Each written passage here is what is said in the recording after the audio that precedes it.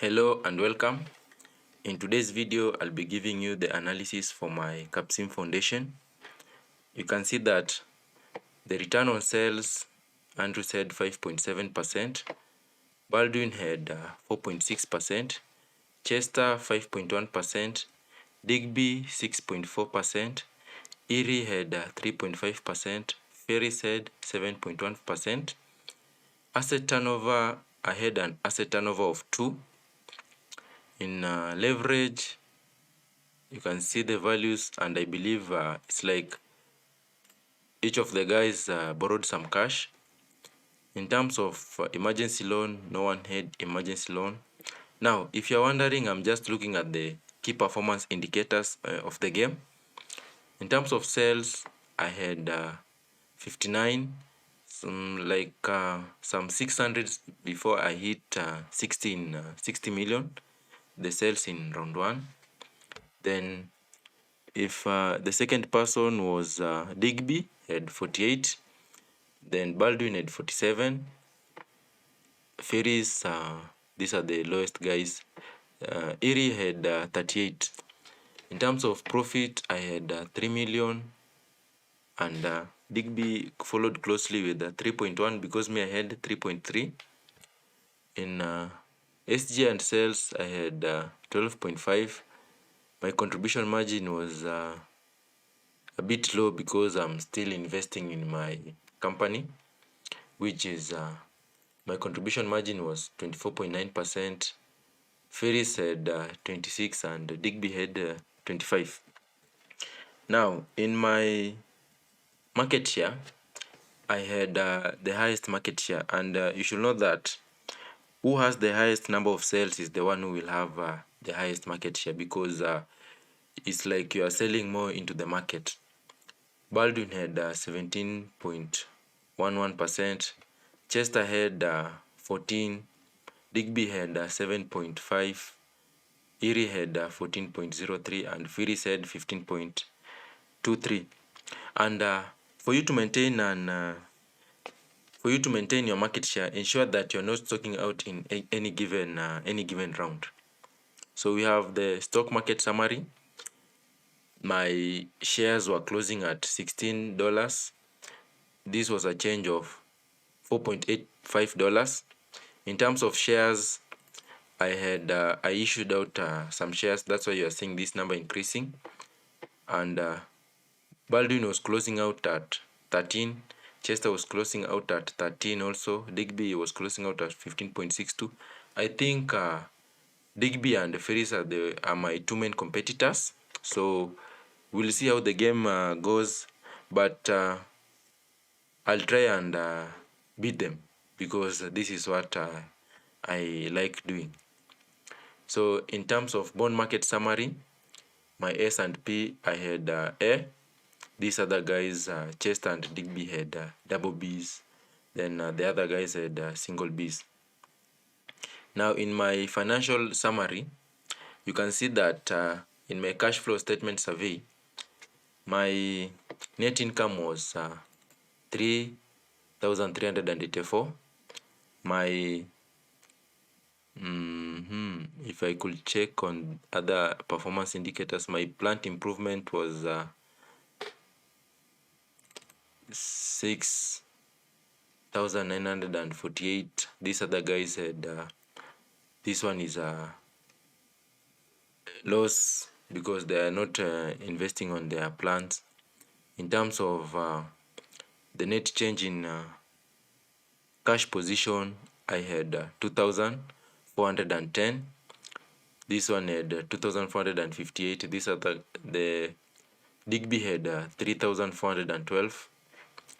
In terms of cash, I had 8,018. These other guys had Digby had 9,000. Baldwin had 8,000. You should know that I'm trying to improve my company, so I'm not into cash in this round. I don't want to. I don't really care about my position in this round, because I know I'm after the long term. So we have the total liabilities here. We have 28. Baldwin had 30, and Ferris had 24. In terms of sales, you can see that I had 59, which was my initial one. My earning before interest and taxes is 6,139,000. My profit sharing was this one. My net profit was this one. So let's go to page 4, which is the production analysis. You can see that here we have the market, the units, inventory, pricing, plant utilization, the second shift and overtime, the contribution margin, and the capacities. So the number of units that I sold were 1,650. The inventory I had 21, meaning my forecasting was good, if not perfect, because I don't like advising students to stock out, because if you stock out, you are losing your market. The meantime before failure is here. You can see it. My pricing, my material cost.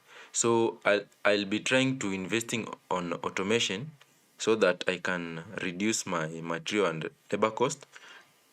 No, my material cost I'll be investing in the total quality management, and to reduce my labor cost I'll be investing in automation. So my plant utilization is 198%. I think I should be investing more in capacities, in increasing my capacity. So if you look at my top products in the low-tech market segment, here Able had a market share of 19%, and performance and size, I position my product with a performance of 6.3 and a size of 12.2. And although the pricing was more than what the customers really needed, I invested more in promo budget and sales budget so that I can improve my awareness and accessibility. Becker had 18%, Digby had 17%. All this Cake and Eat also had 17% of market share. First had 13%.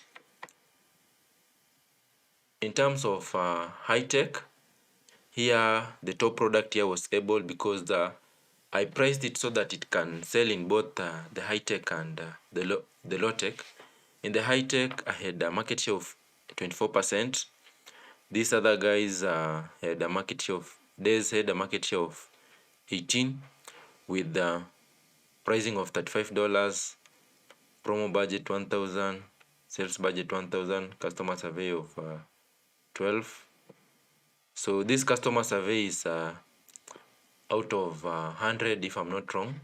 So the more market, if you have this, I believe if you're having more customer surveys, it's like most customers really like your product. So we have market share report here, potential versus actual. So if you look at my potential, no, my actual, I had 18.8% of the total market share in the low tech. Then in the high tech, I had 24.2. So the total was 20.5.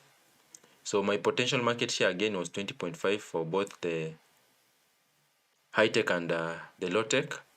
So this is my perceptual map. You can see I'm here. These other guys are still lagging behind. Then in the human resource, the first shift complement, so the needed complement was 308. If you look at my competitors, I think I had the highest complement. And also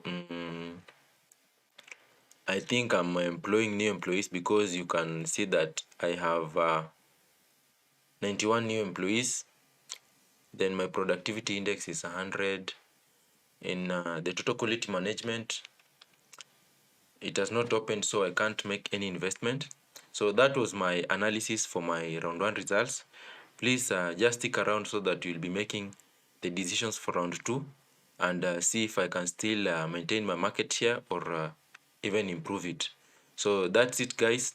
In case you feel you have any question that you really need an explanation, there is a contact on your screen. Just send me an email and I'll reach out at you and try to explain so that you can understand this simulation. That's it. Have a nice time.